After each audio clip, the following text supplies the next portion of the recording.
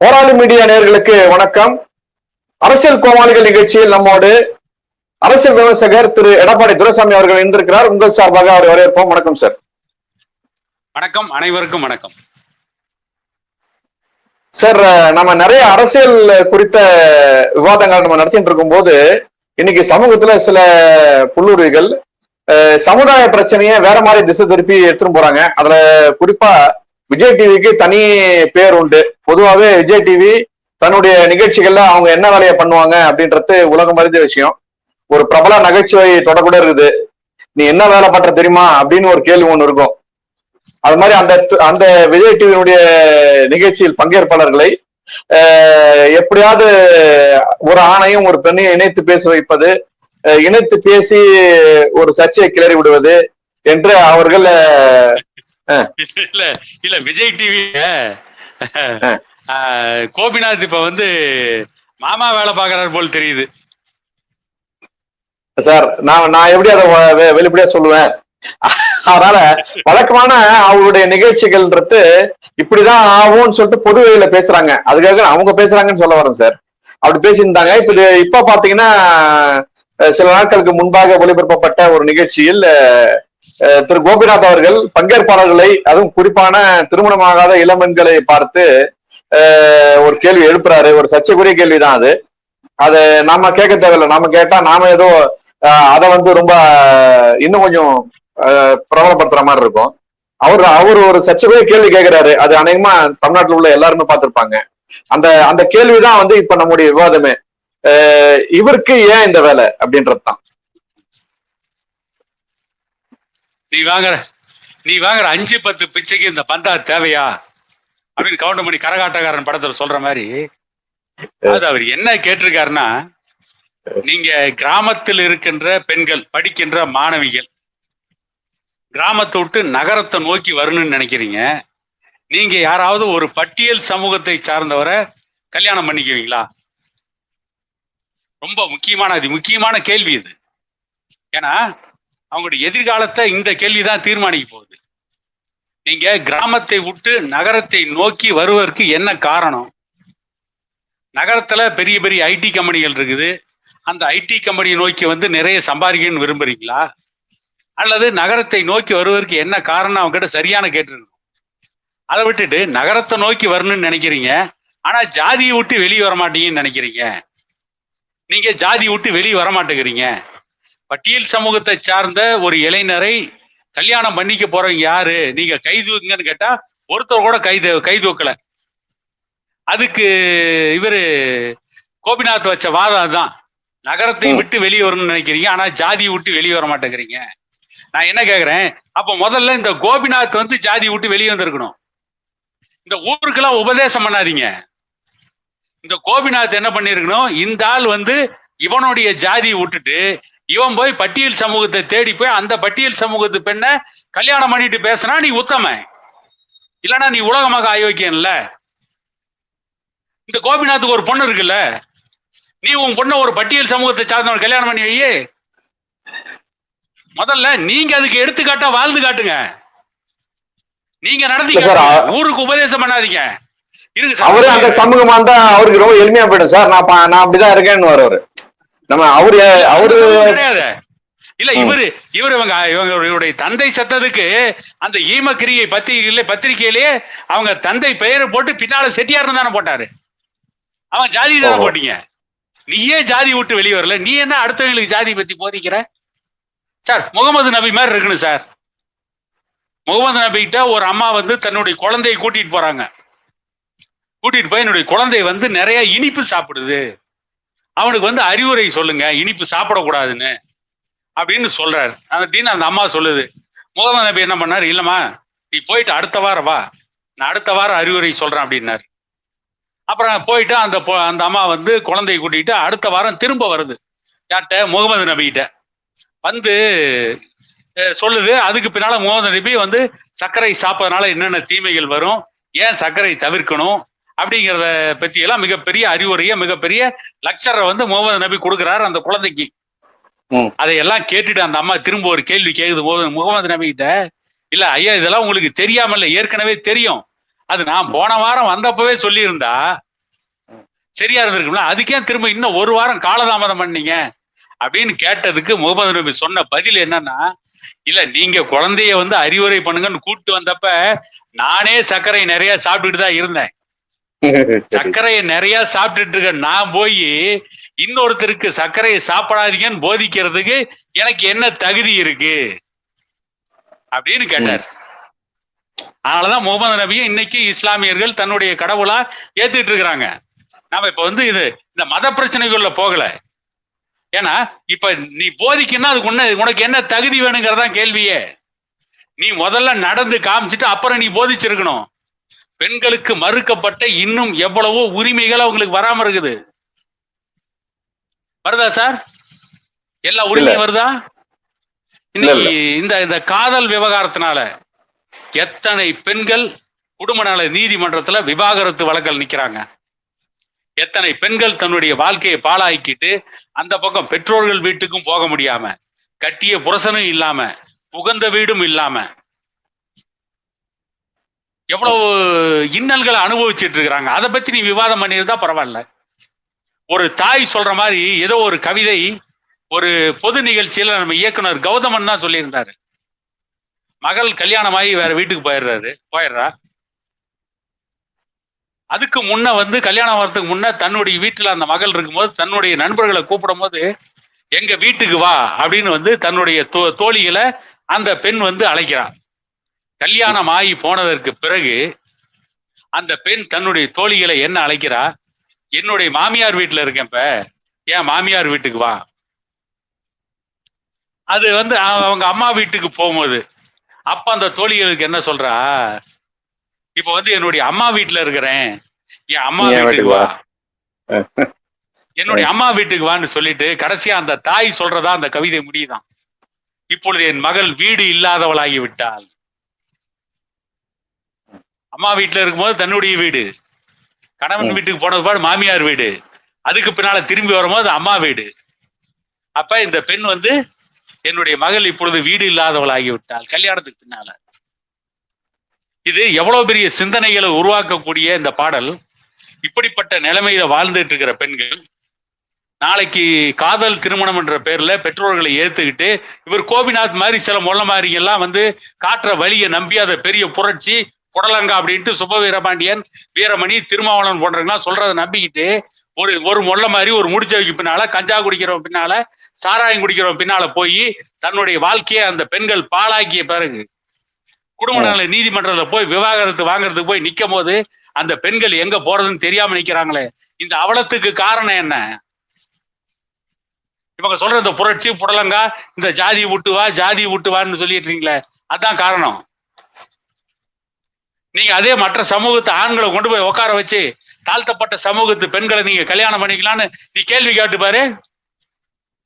இந்த பெண்கள் மாதிரி அமைதியா போயிருக்க மாட்டா. 2 பேரும் எந்திரிச்சு கோபிநாத்த காதோட சாச்சி 2 அறை விட்டுருப்பான். இன்னொரு பெரிய பிரச்சனை சொல்லிட்டு இருக்கானுங்கப்பா. இல்ல அதுல இன்னும் கொஞ்சம் வேகமான இல்லைன்னா என்ன பண்ணிருப்பான் தெரியுங்களா, காலில் இருக்க செருப்பை கழட்டி கோபிநாத் அடிச்சிருப்பான். இல்ல சார், கருத்தா நம்ம பேசுவோம். நம்ம நம்ம அவ்வளவு தடித்த சொற்களோட அவரை விமர்சனம் பண்ற எண்ணம் நமக்கு கிடையாது. ஒரு பொதுவெளியில் பிரபலமான ஒருவர், இல்ல சார் அது புரியுது, ஒரு பொதுவெளியில் ஒரு பிரபலமான நபர் தன்னுடைய கருத்துக்களை முன்னெடுக்கும் போது இந்த கருத்துக்கள் மக்களிடையே என்ன தாக்கத்தை ஏற்படுத்தும் என்ற முன்னெச்சரிக்கையோடு ஒரு விவாதத்தை தொடங்கணும். இப்படி நானும் கருத்து சொல்றேன்னு சொல்லிட்டு 2 சமூகத்துக்கு இடையிலான ஒரு பதற்றத்தை ஏற்படுத்தக்கூடிய தலைப்புகளை எல்லாம் வைப்பது என்பது இவர்களுடைய அந்த நிகழ்ச்சி வந்து மக்கள்கிட்ட சீக்கிரமா போய் விவாத பொருளா மாறணுன்ற எண்ணம் தான், ஒரு குறுகிய எண்ணம் தான். இதெல்லாம் வந்து நீதிமன்றத்துக்கு நாளைக்கு போச்சுன்னா நீதிமன்றம் கண்டிப்பாக தன்னுடைய கடுமையான கண்டனத்தை தெரிவிக்கும் என்பது கடந்த கால தீர்ப்புகள் பல இதுக்கு சாட்சியா இருக்கு.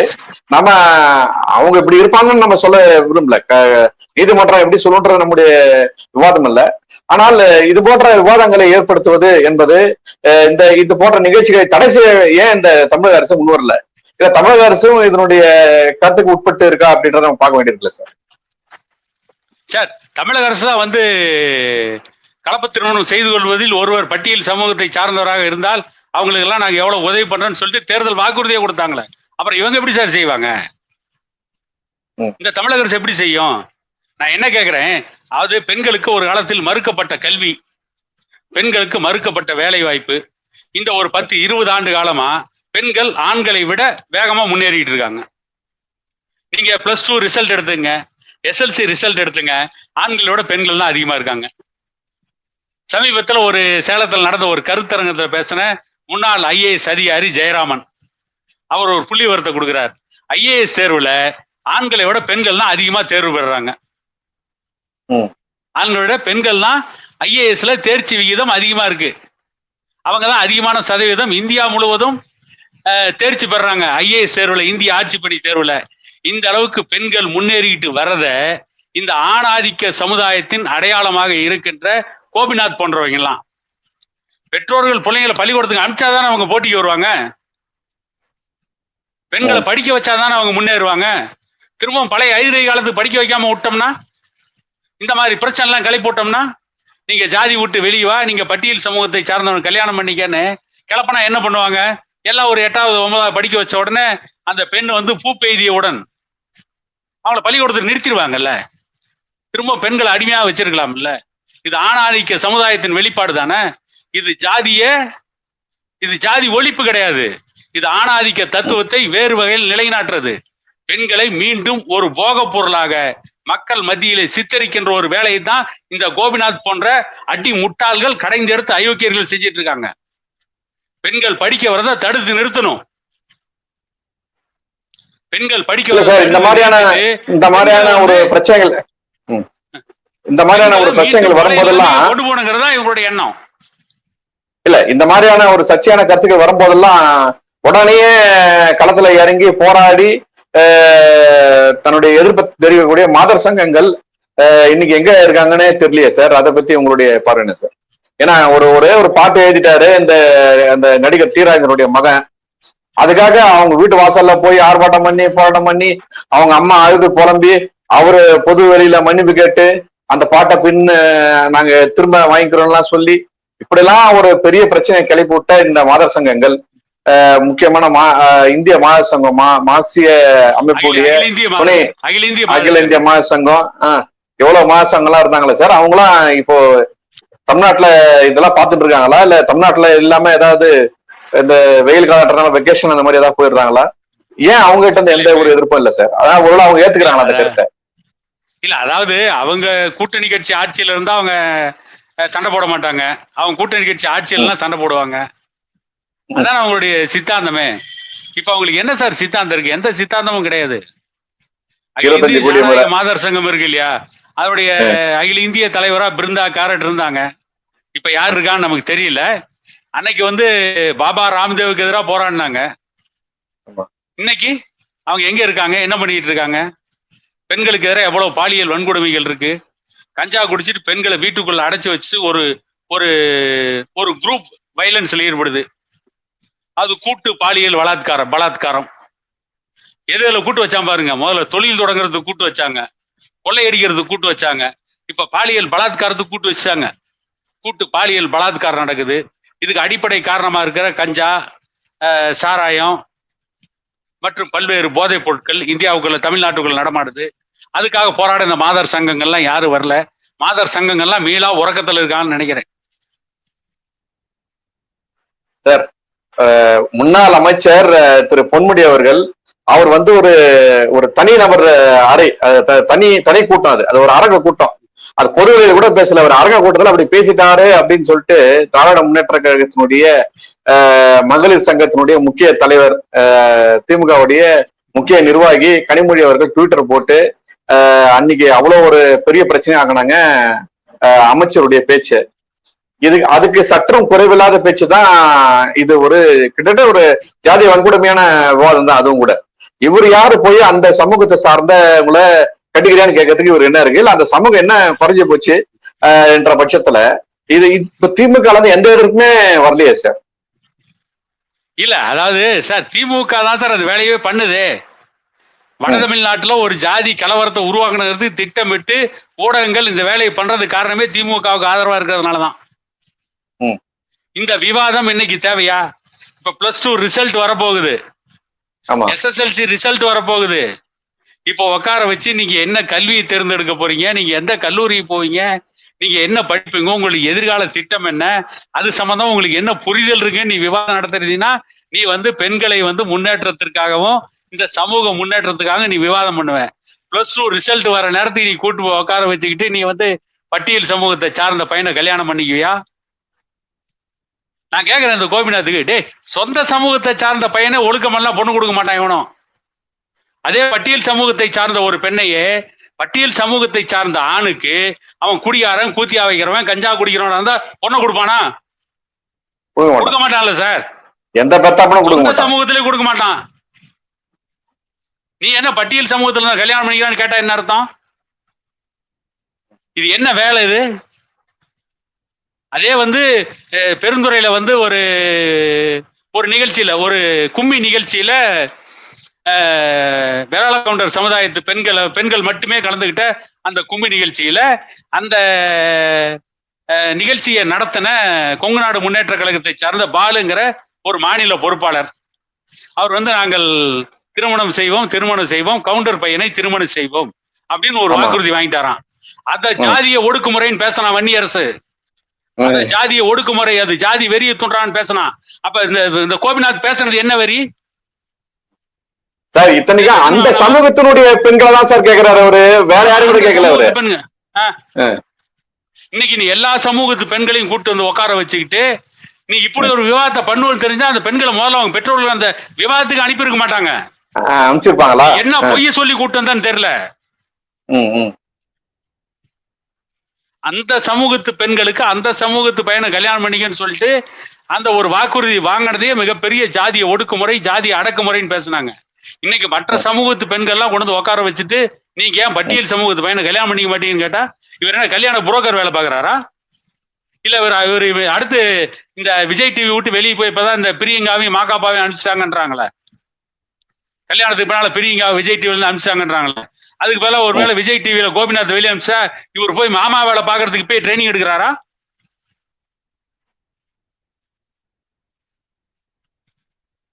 இருக்கலாம் சார். ஏன்னா அடுத்தடுத்த ஏதாவது ஒரு வியாபாரம் செய்யணும்ல, அவங்களுக்கும் சாப்பிடணும், சம்பாதிக்கணும், எதிர்காலத்தை பாத்துக்கணும். இல்ல இது ஒரு தவறான முன்னுதாரணம். எந்த ஒரு குடிமகனாக இருந்தாலும். இன்னொன்னு சொன்னீங்க, பொன்முடி ஆபாசமா பேசிட்டாருன்னு கனிமொழி வானத்துக்கு பூமிக்கு குதிச்சாங்க, இப்ப ஏன் குதிக்கலன்னு கேட்டீங்கல்ல சார். பொன்முடியை விட திமுக ஏற்கனவே ஆபாசமா நிறைய பேசியிருக்காங்க. இன்னைக்கு ஒண்ணும் புதுசா பேசல. பொன்முடி பேசுறது அந்த ஆபாசத்துல கடைசி தான். சிவாஜி கிருஷ்ணமூர்த்தி, அந்த சைதை சாதிக், இவங்க எல்லாம் எவ்வளவு ஆபாசமா பேசியிருக்காங்க தெரியுங்களா சார்? நடிகையா கூட இருக்கட்டும் சார், நடிகை குஷ்புவா இருக்கட்டும் அல்லது அதிமுக இருக்க விந்தியாவா இருக்கட்டும், ஒரு நடிகையா இருந்தாலும் கூட அவங்கள ஆபாசமா பேசுறது இவங்களுக்கு யாரு சார் உரிமை கொடுத்தாங்க? நடிகைனா மட்டும் நீங்க ஆபாசமா பேசுவீங்களா? அதே உங்க வீட்டுல இருக்க பொண்ணு ஆபாசமா பேசினா உங்களுக்கு கோவம் வருமா வராதா? முதல்ல ஒரு அரசியல் தலைவர் இருக்காருன்னா அவங்க வீட்டில் இருக்கிற பெண்களை பத்தியே பேசக்கூடாதுங்கிறத அரசியல் நாகரிகம். நீங்க அரசியலுக்கு பெண்கள் நிறைய வரணும்னு நாம் பேசிட்டு இருக்கோம். பெண்களுக்கு 33% இடஒதுக்கீடு, அந்த இடஒதுக்கீடை பூர்த்தி செய்யற அளவு கூட பெண்கள் வளரலன்னு பேசிட்டு இருக்கோம். இன்னைக்கு நீங்க பெண்களுக்கு எதிராக ஆபாசமா பேசுறீங்க. அது பெண்களுக்கு எதிராக ஆபாசமா பேசல திமுகவை யாரும் மிஞ்சவே முடியாது. திமுகவுல வன்னை செல்லான்னு ஒரு பேச்சாளர், ஒரு பொம்பளை, ஆண்களை விட ஆபாசமா பேசினான். அதே அந்த அளவுக்கு கூட பொன்முடி பேசிடல. அதுக்காக நான் பொன்முடி கருத்தை நியாயப்படுத்தல. ஏன்னா நம்ம ஏற்கனவே ஒரு விவாதத்துல சொல்லியிருக்கோம், அமித்ஷாவுடைய மிரட்டலுக்கு பயந்து பொன்முடி தூக்கி வெளியே போட்டாங்க, வேற ஒண்ணும் கிடையாது. பொன்முடி ஆபாசமா பேசுனதெல்லாம் காரணம் கிடையாது. இதே பொன்முடி ஆபாசமா பேசினான்னு குதித்த அதே பாரதிய ஜனதா கட்சியை சார்ந்தவங்க, பாரதிய ஜனதா கட்சியை சேர்ந்த ஒரு பெண் பேசினாங்க, இவ்வளவு ஆபாசமா பேசுற பொன்முடி உங்க கட்சிக்கு வேணான்னு சொல்லிட்டு உங்க கட்சியுடைய துணை பொதுச் செயலாளர் பதவியிலிருந்து நீக்கிறீங்கல்ல, அவர் எதுக்கு எங்க நாட்டுக்கு மட்டும் அமைச்சரா இருக்கணும், எங்க நாட்டுக்கு அந்த ஆள் தேவையான்னு கேட்டாங்க. இதை கேட்டவங்க ஏன் இந்த விஜய் டிவி கோபிநாத்தை ஏன் கேள்வி கேட்கல? உனக்கு இதுல ஏன்டா வேலை, இதை ஏன்டா நீ பேசுன அப்படின்னு ஏன் கேட்கல? ஆக இவங்க ஓட்டு வாங்கறதுக்காக இருக்கிறாங்க, அவ்வளவுதான். இவங்களோட ஓட்டு வங்கியுடைய அரசியலுக்காக பெண்களை மீண்டும் போக பொருளாக்குவதற்கு, பெண்களை பள்ளிக்கூடம் படிக்க வர பெண்களை படிக்க விடாமல் செய்வதற்கு. இப்பதான் எல்லா பெற்றோர்களும் ஆண் பிள்ளையை படிக்க வைக்கிறாங்களோ இல்லையோ, பெண் பிள்ளையை படிக்க வைக்கிறாங்க. ஏன்னு கேட்டீங்கன்னா அதுக்கு அடிப்படை காரணம் என்னன்னு கேட்டீங்கன்னா, இன்னைக்கு தமிழ்நாட்டிலே இருக்கின்ற இளைஞர்கள் எண்ணிக்கையை விட குடிகாரர்கள் எண்ணிக்கை தான் அதிகமா இருக்கு. எந்த ஜாதியெல்லாம் கிடையாது, எல்லா ஜாதியிலையும். ஒரு சில ஜாதிகள் அதிகமா இருக்கும், ஒரு சில ஜாதிகள்ல கம்மியா இருக்கும். அதனால என்ன பண்றாங்க பெற்றோர்கள்னா, பெண் பிள்ளையை பெற்ற பெற்றோர்கள் அத்தனை பேரும் பொண்ணை படிக்க வச்சிருவோம்.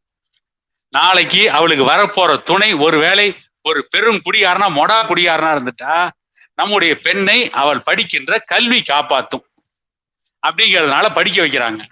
இவங்க டோட்டலா எல்லாத்தையும் குட்டிச்சோறாக்குறாங்க. இவங்க எல்லாத்தையும் போட்டு மூடுறாங்க. ஜாதியை ஒழிக்கிறன்ற பேர்ல டோட்டலா பெண் கல்வியை ஒழிக்கிறதுக்கு திட்டம் போட்டிருக்காங்க.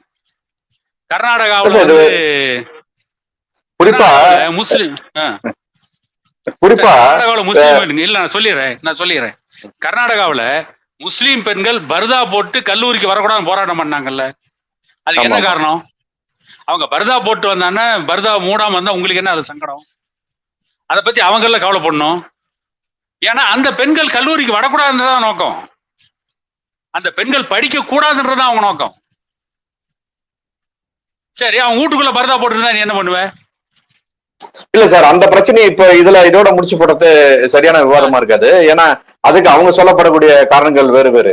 ஏன்னா அதே இந்து முறைப்படி வேஷ்டி கட்டினு வரலான்றது இந்து சாஸ்திரப்படி சரியான விவகம். அதுக்காக எல்லா கல்லூரி பள்ளிகள்ல வேஷ்டி கட்டினா இவங்க அலோவ் பண்ணிடுவாங்களான்ற ஒரு கேள்வி இருக்குது. ஏன்னா ஒரு கல்லூரியிலோ அல்லது பள்ளியிலோ இது ஒரு சட்டத்திட்டங்கள் இருந்தால் அதனை சரியாக நடைமுறைப்படுத்த வேண்டும் என்பது அந்த மாணவர்களுக்குமான பொறுப்பு தான். அந்த இடத்துல விதிமீறி நான் இப்பதான் அப்படிதான் பண்ணுவேன் வீம்புக்கு பண்றதுன்றது அதுதான் அரசியல். இல்ல அதாவது இவங்க பண்ற தப்ப நியாயப்படுத்துறாங்க.